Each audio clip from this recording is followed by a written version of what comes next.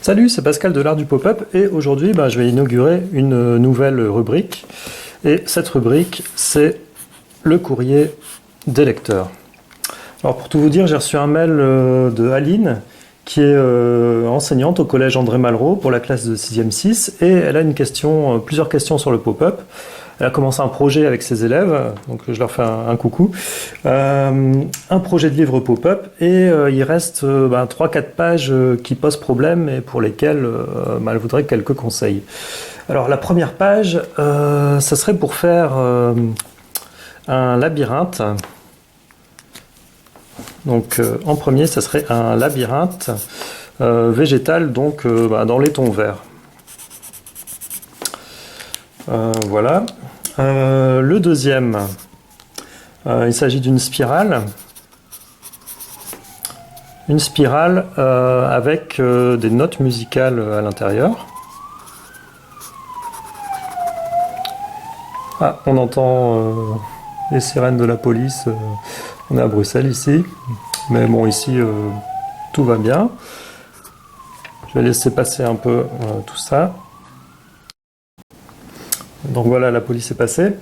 Je parlais d'une spirale avec des notes de musique qui s'envolent. Le troisième point, ça serait pour faire un château. Et le quatrième, un arbre, un gros arbre du style baobab. Alors, comment on pourrait faire tout ça en pop-up ? Et comment faire quelque chose qui soit faisable à l'école avec un temps limité et en groupe. On va attaquer avec le labyrinthe. Alors, un labyrinthe, qu'est-ce que c'est ? C'est une enceinte comme ça, donc sur la page, et il y a un point de départ, un point d'arrivée. Et le but du jeu, c'est d'arriver à trouver un chemin pour arriver à la sortie.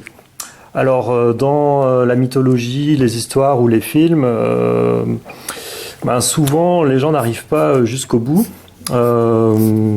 Pourquoi ? Donc, c'est pas parce qu'ils sont plus bêtes que les autres et qu'ils trouvent pas le chemin, mais c'est parce que le chemin change. Et il n'y a pas de solution unique pour sortir de ce labyrinthe et ils sont piégés.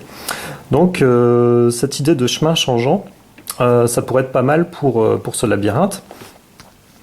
Et pour ça, on ne va pas faire un pop-up qui serait dans des volumes, mais plutôt un pop-up qui serait dans une sorte de livre à système, un peu comme on trouve dans les livres documentaires, les livres historiques et documentaires. Donc, alors, pour faire changer les dessins du labyrinthe, ce qu'on peut faire, c'est utiliser des volets. Donc, je prends une fiche, voilà, qui n'est pas écrite. Donc, c'est utiliser des volets avec plusieurs chemins dessus, quoi. Donc, ça, c'est mon volet. Et ça, c'est mon labyrinthe. Et donc, quand le volet est replié comme ça, j'ai un premier chemin de labyrinthe. Et quand il est ouvert, j'ai un autre chemin. Et bien sûr, à côté aussi, ça continue. Donc ça permet d'avoir une première animation sur le labyrinthe, un premier changement. Le volet, et c'est tout simple. Et vous pouvez bien sûr imaginer mettre un petit onglet comme ça, une petite découpe, pour pouvoir bloquer la page.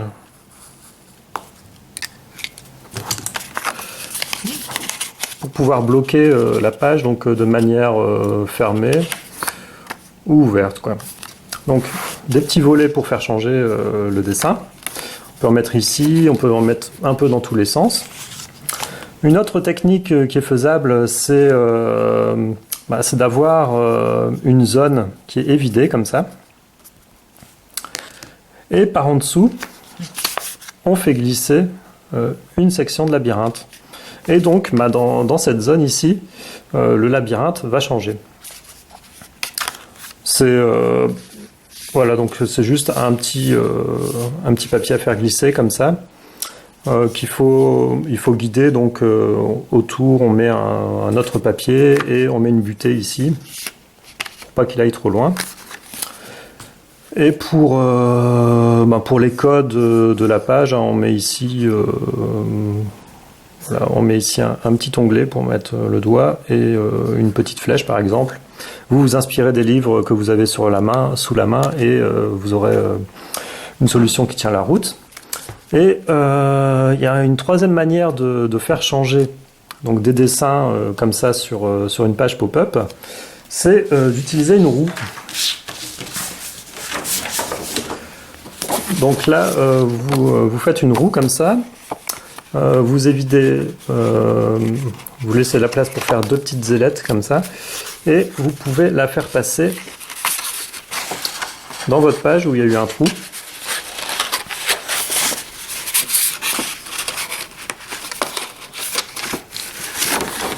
Voilà, on replie les pages, les petites ailettes de l'autre côté. On peut coller un papier plus grand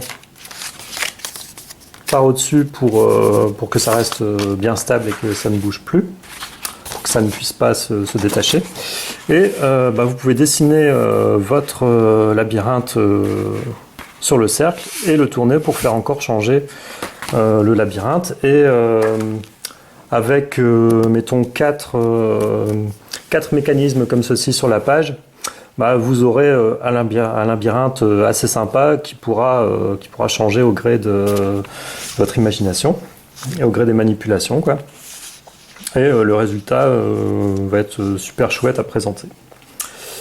Alors j'avais dit le deuxième point, c'était une spirale. Alors la spirale, comment on pourrait imaginer ça ? Il y a plusieurs possibilités pour la spirale. Donc soit vous avez une page pop-up comme ça et vous faites une spirale, donc vous rajoutez une pièce de papier, donc elle est collée ici à un point A et elle tourne comme ça, et de l'autre côté de la page, hop, à égale distance ici, on colle ce point là en B et vous aurez une spirale qui va se déplier en l'air comme ça. Et donc soit vous dessinez des notes de musique sur cette spirale, ou plus simplement vous en découpez et vous les collez. Voilà, donc je ne suis pas musicien et je ne sais pas dessiner de belles notes de musique. Donc votre spirale, il faut la faire avec assez de place, donc assez d'espace ici, entre les différents les bandes de papier, entre la bande de papier, pour que la note de musique puisse dépasser et que le pop-up puisse s'ouvrir et se fermer sans souci. Donc ça, c'est une possibilité. Alors il y a d'autres possibilités, comme par exemple faire une sorte de cône de papier comme ceci,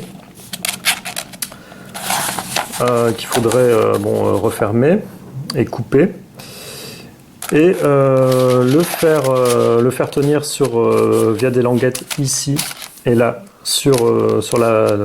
au centre de la page, et dessiner une spirale autour. Donc vous dessinez une spirale autour. Quand ça se replie, ça serait quelque chose dans ce genre-là. Donc avec la spirale qui viendrait comme ça, dans ce sens-là. Hop. Elle fait le tour. Hop. Et ça continue. Et là, vous pouvez imaginer soit encore dessiner ou coller des notes de musique, ou relier donc les différentes flèches comme ça qui matérialisent la spirale et les vents, quoi, donc le tourbillon. Vous pouvez les relier avec des notes de musique et donc évider un peu certaines parties. Mais là, ça risque d'être un peu plus périlleux et un peu plus complexe à mettre en œuvre, mais c'est faisable. Voilà pour la spirale. Donc vous avez plusieurs possibilités à vous d'essayer et de voir ce qui vous va le mieux. Alors, les troisième et quatrième points, on a parlé d'un château et d'un arbre, un baobab. Donc ça, ce sont typiquement des éléments qu'on retrouve dans les paysages. Et comment on fait des paysages assez simplement? Eh bien, on fait un mur. Donc, j'ai un exemple de mur ici. Dans pierre, papier, ciseaux, c'est le point. Le point qui fait la pierre. Si vous mettez votre mur donc vraiment au bout de la page, donc assez en arrière, je vais dessiner ça en même temps. Donc vous avez votre page de papier.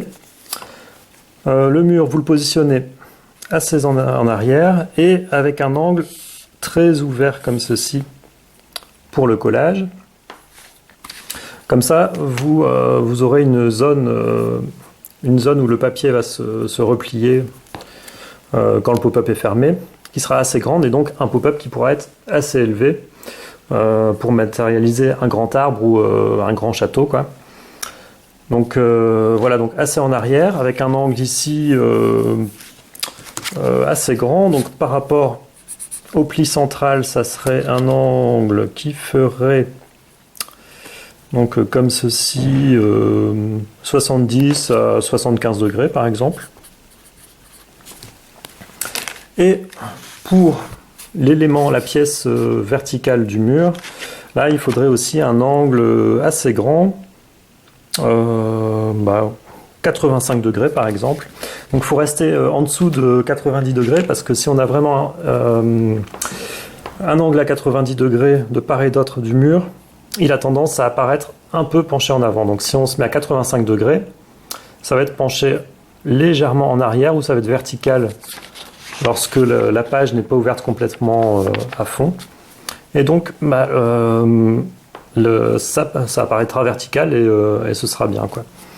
Et donc là, pour agrémenter un petit peu ce pli, donc ce mur là qui est somme toute assez simple, ce que vous pouvez faire, c'est donc au niveau du château avec les tours, vous pouvez faire des découpes pour les portes ou les fenêtres, et pareil au niveau de l'arbre. Vous faites un arbre donc assez grand, vous faites des découpes autour, et vous pouvez aussi jouer sur les languettes. Donc les languettes à l'avant peuvent avoir une forme de racine et se coller comme ça et s'intégrer complètement à la page et au sujet, quoi. Voilà.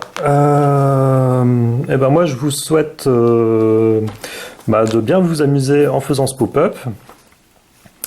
Et c'était chouette de répondre à ces questions, quoi, voilà. Et je vous dis à bientôt, et d'ici là, à vos scalpels, et faites bien attention à pas vous couper en faisant du pop-up. Allez, au revoir et à bientôt. Salut!